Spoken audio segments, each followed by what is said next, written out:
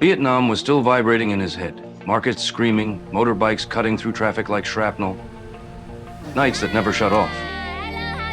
But the compass was spinning west, pulling him into Cambodia. A country rough at the edges, pushing forward fast but never polished. The Wild West of Southeast Asia. His plan was simple enough. Make his way to Kampot and see what surfaced along the road. The pull was the countryside itself. Long stretches of wet fields and scattered villages, with caves rumored in the hills, and pepper farms growing in quiet rows. It all led toward a town that moved slower than the rest of Southeast Asia, a place that felt more like an expat's secret than a stop on the map.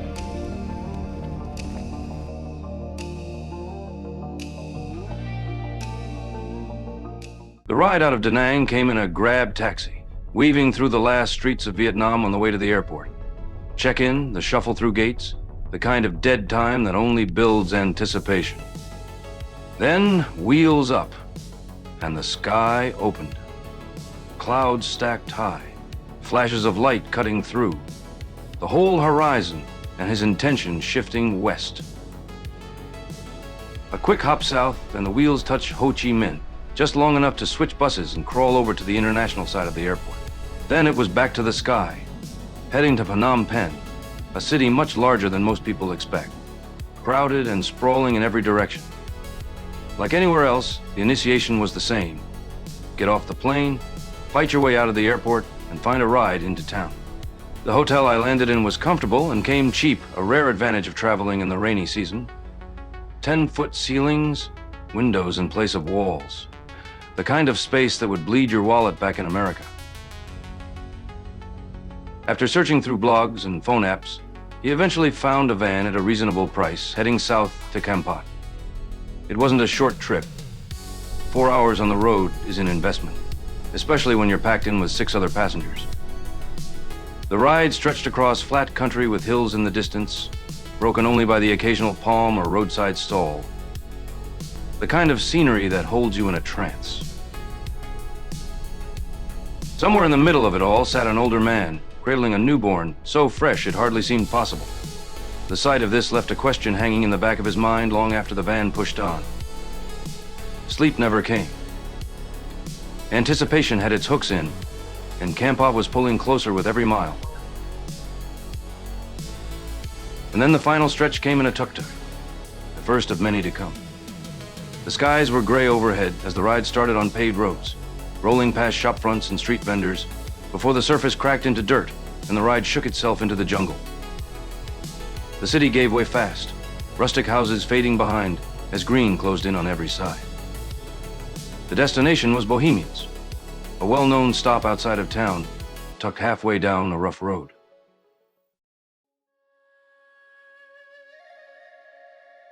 The tuk-tuk came through Bohemia's after a little bartering, $40 for the day and a driver willing to take me anywhere the roads could reach. We rattled back through town, past the same streets I'd seen coming in, and it all circled around one landmark, the Jurian Roundabout. A giant fruit rising out of the center, half statue, half compass, the kind of thing people used as shorthand for directions. From there, the driver pulled us toward the farmer's market, a quick stop where vegetables sold for loose change and smiles came standard.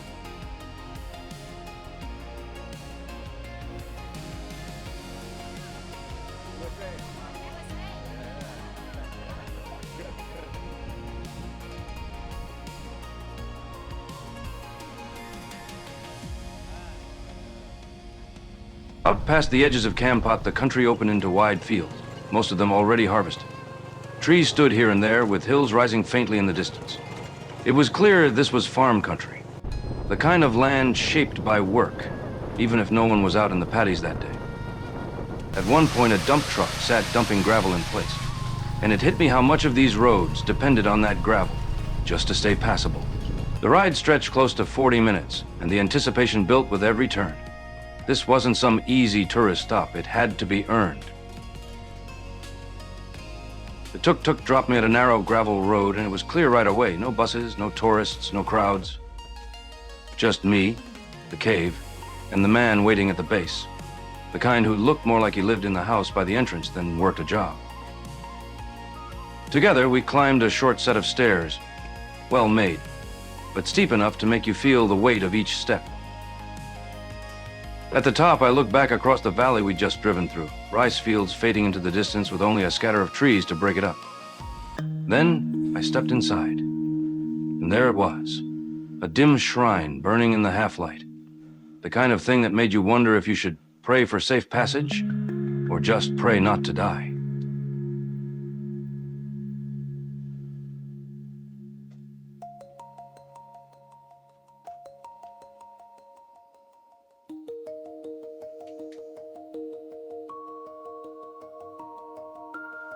The entryway was small enough to make it clear this wasn't any ordinary cave. A backpack and a camera didn't help the squeeze.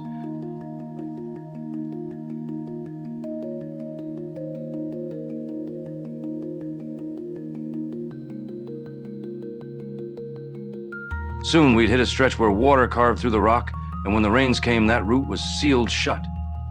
The thought alone dragged up scenes from the Goonies. Kids stumbling through tunnels that always seemed one step from disaster.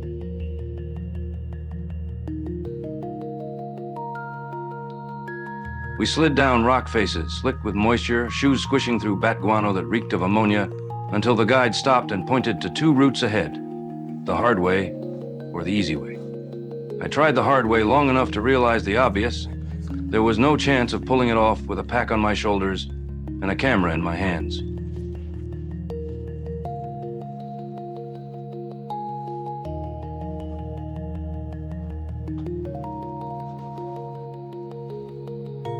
From there, it was all navigation, crawling through narrow slots, testing each foothold, and trying not to slip on the thin log that spanned the water below.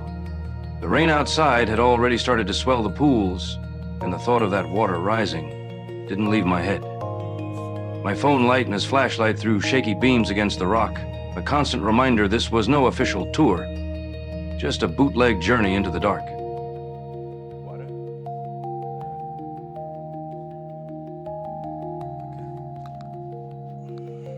I didn't know how long the cave would stretch, only that with these shoes, the backpack, the camera, and the stench of bat guano closing in, I couldn't keep it up forever.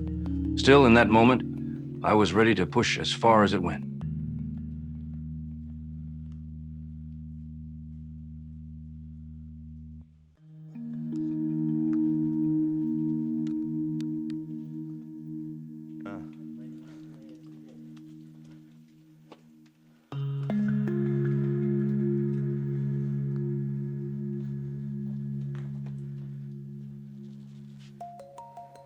The final stretch forced me flat, squeezing through a hole just big enough to scrape by until daylight broke through on the other side. Relief hit quick, along with fresh air. I walked out, marked by dirt, a few scrapes, and the feeling that I'd just stumbled through something closer to real caving than any tourist trip. The cave was behind me, and the road ahead promised another kind of undertaking. Pepper fields in the Cambodian countryside, where the mud and rain gave way to a crop with a reputation that stretched far past Kampot.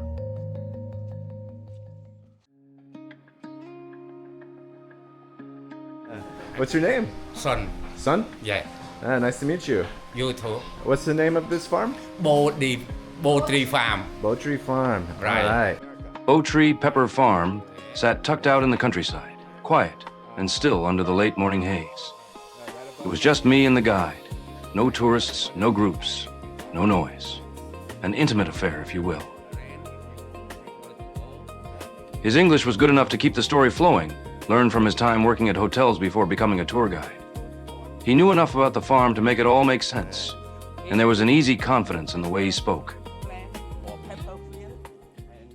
You've been here the first time for pepper, or you see the other farm before? No, this is first time. Okay, so normally pepper they grow with wooden pole. Not brick. Yeah. This one brick and cement pole. Yeah, so normally not a good idea. Uh-huh. Yeah, because my boss, yeah, he a foreigner. He want to learn. He want to test. He want to try different from the generation. different from the old traditional. He want to share with his own idea. And the brick can plant 6 selling around. Yeah, and wooden pole only 2 selling around. And this pole can get around 2 to 3 kg of pepper for 1 year. Oh. Yeah, and for wooden pole, only 1 and 150 per kg for 1 year. So the amount of pepper from year to year, this one is more. The brick pole, it get more pepper. But why they want to grow all these trees? Because these trees sometimes make very bad. Because the weather very hot and extremely heat, this brick can burn the ceiling, can burn the plant. Too hot. Yeah, too hot. That's why a lot of empty pole, you see, because the pepper die. He started the tour in the section built with brick columns, where the pepper vines climbed up through a loose netting overhead. The harvest had wrapped up a month or 2 earlier, and the few peppers still hanging were the ones missed in the picking. The design looked clever at first glance, a tidy grid of vines standing in even rows. But the bricks held too much heat, and the plants struggled. It was a reminder that not every good idea works under a Cambodian sun. From there, it was a short walk uphill, past the small production buildings where the air carried a damp, earthy smell. The mud clung to my shoes with every step, thick enough to remind me that pepper farming here is still a battle with the elements. At the top, the layout changed. The vines now climbed sturdy wooden posts under the same web of netting, each row perfectly lined and balanced. This was the traditional way of growing pepper, simple and proven, and the plants looked stronger for it. You see here, here, very beautiful cluster. Will be ready in the middle of March or the beginning of May. We'll start for harvest this cluster. For one cluster like this, we can produce for 4 types of pepper. Yeah, the baby become like dark green become red. We make the red pepper, and the yellow, dark green become yellow. We remove, we pick up to make the white pepper because we remove skin, and the red, like dark green, we remove, we pick up to make the black pepper. And the baby one, the little one like this, we make salted green. Yeah, baby pepper. My name's Son. Son? Yeah. So come here and see Son about, everything about pepper, and he'll help you out. Yeah, pepper or some property or whatever on the region, on Kampot or Kampot. That sounds wonderful. So anyway, my tour is finished from here for about pepper information about the story of pepper that I completely done for you already. Hope you enjoy the tour of pepper today. Thank you for you choose me to be your guide today. Thank you. We walked back down toward the main building, the kind of place that serves as both welcome center and shop. Inside, shelves were lined with jars and bags of every color, black, white, red, and green. Each one carried the name Kampot, a label that now stands among the world's best. Top chefs prize it for its balance of heat and aroma, sharp but not overwhelming, a flavor that lingers. Kampot peppers are one of the few peppers granted a protected status, linking its character to this very soil.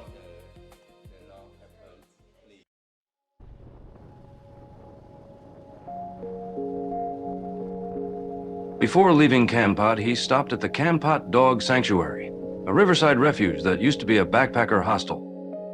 Now it's home to 70+ dogs, each one pulled from a rough start and given a second shot at life. The staff there were easygoing, locals and travelers alike, offering cold drinks, smiles, and stories about the animals they'd come to call family. There's no hard sell here, no guilt trip. You just show up, pet a few dogs, and somehow walk away lighter. Their mission is simple enough: rescue, rehabilitate, and rehome. Every dog is vaccinated, desexed, and cared for until the right person comes along. It's an open-door place where kindness feels routine. Watching the dogs tumble around by the river, it seemed they'd finally found something close to peace. And maybe the people running this place have too. The visitors who stopped in for a drink or a quiet afternoon became part of that same rhythm, giving the dogs the attention they craved, and in some cases, finding something they didn't know they were looking for.